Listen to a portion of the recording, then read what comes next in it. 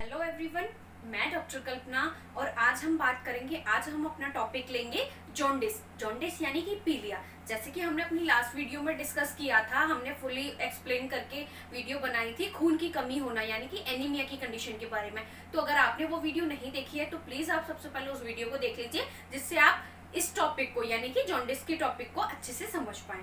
ठीक है, अगर वो आपको वीडियो पसंद आए तो आप लाइक एंड शेयर जरूर कीजिएगा। चलिए तो बढ़ते हैं आज के टॉपिक की तरफ, यानी कि जॉन्डिस। तो जॉन्डिस क्या होता है? Yellowish discolouration of our body यानी कि एन पेशेंट्स बॉडी, यानी कि एक रोगी का या किसी भी नॉर्मल व्यक्ति का बॉडी, उसकी बॉडी का येलोइश डिस्कलरेशन यानी कि पीला पड़ जाना, शरीर का पीला पड़ जाना क्या कहलाता है? जॉन्डिस। जॉन्डिस यानी कि पीलिया, जिसे हमारी आम भाषा में कह देते हैं। वहीं अगर हम बात करें आयुर्वेद के अकॉर्डिंग, तो आयुर्वेद के अकॉर्डिंग इसको कामला नाम से बताया गया है, आचार्यों ने बताया है इसको। चलिए अब हम चलते हैं कि ये किस कारण से होता है, यानी कि इसका होने का कॉज क्या होता है। तो अगर हम बात करें कि हमारा नॉर्मल बिलिरुबिन जो है वो कैसे बनता है, तो जितनी ज्यादा हमारी बॉडी में आरबीसी टूटती हैं, उससे उतना ही बिलिरुबिन हमारी बॉडी में या ब्लड में बनता है। और जो एक्स्ट्रा बिलिरुबिन होता है वो हमारी बॉडी से एक्सक्रीट हो जाता है, हमारे एक्सक्रीटा के थ्रू, यानी कि निकल जाता है।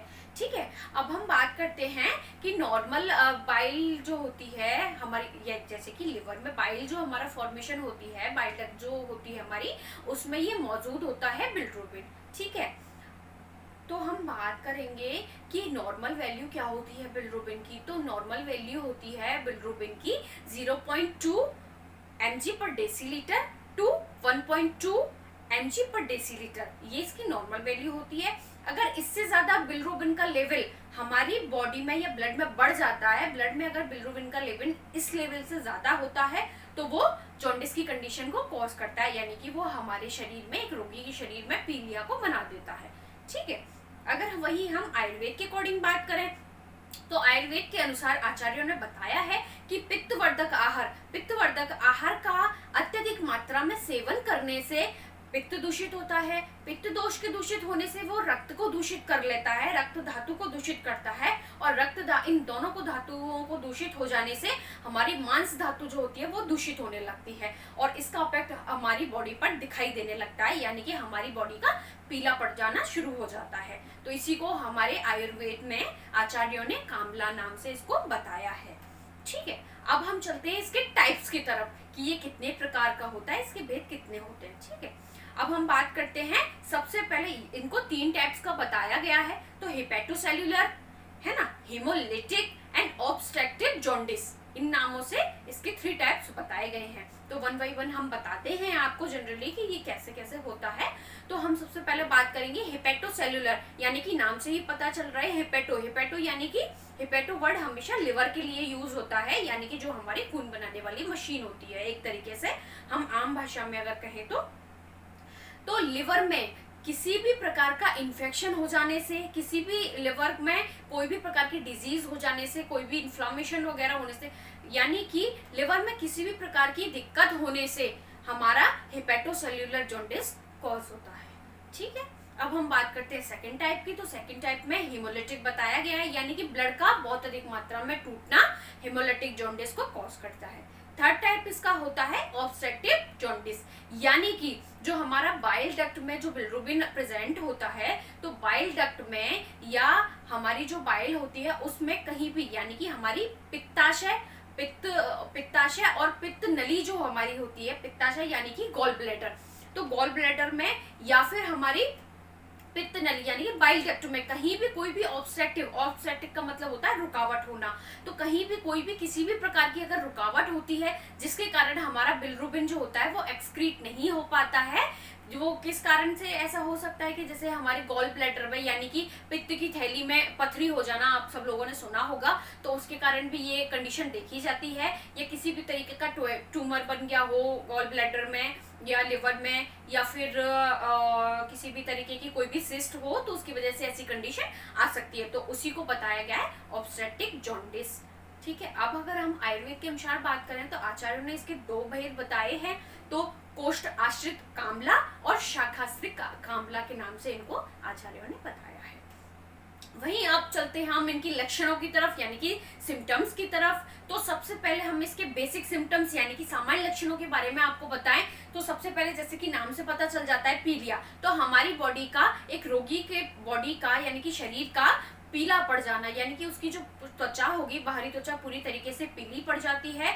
और जो उसके आंख यानी कि हमने जैसे खून की कमी से बताया था कि जो स्क्लेरा होते हैं यानी कि जो आंखों के नीचे हमें जो व्हाइट स्पॉट नजर आता है, सफेद पार्ट जो नजर आता है वो खून की कमी से सफेद बन जाता है। लेकिन जब पीलिया की कंडीशन बनती है, जॉन्डिस की कंडीशन बनती है, तो इसमें पीलापन पूरे में आ जाता है। चेहरे का पीला पड़ जाना, आंखों का पीला पड़ जाना, नेल्स का, हाथों का, पूरी बॉडी का, और क्या कहते हैं मल मूत्र का पूरी तरीके से पीला पड़ जाना जॉन्डिस के लक्षणों को दर्शाता है, यानी कि सामान्य लक्षणों को दर्शाता है।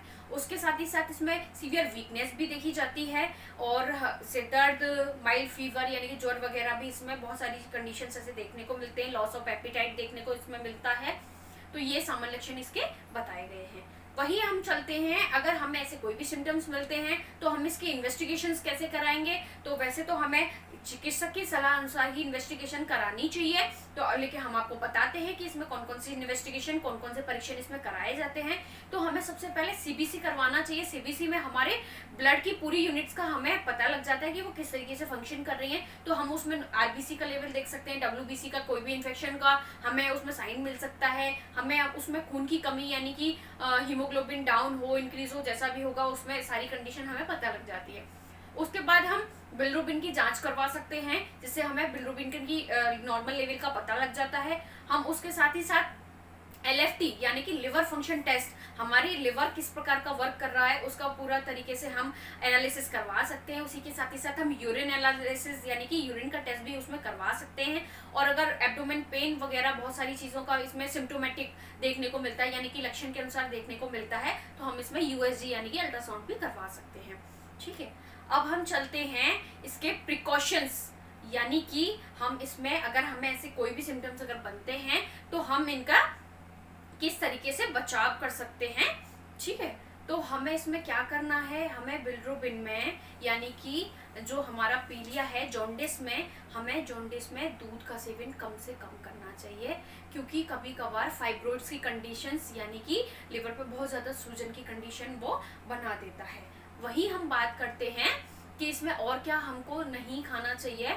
तो हम ये है कि हमें जिस भी चीज़ों से बहुत ज़्यादा हमें दिक्कत होने स्टार्ट हो जाती है, यानी कि और हमें खट्टे पदार्थों का जैसे बताया गया है इसमें कि खट्टे पदार्थों का हमें अत्यधिक मात्रा में यानी कि विटामिन C का हमें अत्यधिक मात्रा में सेवन करना चाहिए। लेकिन जिस चीज़ से अगर हमें प्रॉब्लम होती है, किसी भी चीज़ से बहुत लोगों को एलर्जिक हो जाती है, तो वो चीज़ का हमें यूज़ नहीं करना चाहिए उसमें। अब हम बात करते हैं कि हमको क्या सेवन करना चाहिए, यानी कि इसके ट्रीटमेंट्स की तरफ अगर हम चलते हैं तो हमें ट्रीटमेंट में इसके में देख सकते हैं कि हम घरेलू तरीके से कैसे उपाय कर सकते हैं इसका। तो हमें अपनी डेली रूटीन में डेली इंटेक जो हम करते हैं, आहार विहार जो हम अपना लेते हैं, आहार में हमें चुकंदर ऐड करना चाहिए, हमें इसमें अनार ऐड करने देना चाहिए, विटामिन C यानी कि फलों को हमें अच्छी मात्रा में यूज़ करना चाहिए। और उसके साथ ही साथ हम टमाटर का यूज़ कर सकते हैं, उसके साथ ही हम और ड्राई फ्रूट्स का भी हम यूज़ कर सकते हैं, उसके लिए गाजर का भी यूज़, हरी सब्जियों का यूज़ हम कर सकते हैं। और अगर हम इसके ट्रीटमेंट की एक आपको तरीका बताएं, ब्लड जल्दी से बढ़ जाए और पीलिया की कंडीशन दूर हो जाती है, तो आपको क्या करना है, जो हमारे पास सूखा धनिया जो होता है, धनिया घरों में यूज़ जो होता है, उसका हमें साबुत धनिया हमें प्रयोग में लेना है और हमें इसको रात को सोने से पहले उसको भिगो देना है पानी में, और सुबह उठकर हमें खाली पेट में ये साबुत धनिए का जो पानी होता है वो हमें ले लेना है। तो ये इससे हमें देखने को मिलता है कि पीलिया हमारा बहुत जल्दी कवर हो जाता है और खून की मात्रा भी हमारी बॉडी में बढ़ने लगती है। ठीक है, हम इसके साथ ही साथ हम मूली और मूली के पत्तों का रस निकाल कर पी सकते हैं, इसमें गन्ने का रस भी हम ले सकते हैं, ये बहुत ही फायदेमंद होता है, पीलिया को बहुत जल्दी कवर कर लेता है। अगर वहीं हम मॉडर्न साइंस की तरफ बात करें तो मॉडर्न साइंस के अकॉर्डिंग हमें इसमें ड्राई फ्रूट्स अच्छे लेने चाहिए, ओट्स वगैरह ले लेने चाहिए, हमें इसमें प्रोटीन, हैवी प्रोटीन के लिए हमें सारी सप्लीमेंट्स यूज करनी चाहिए।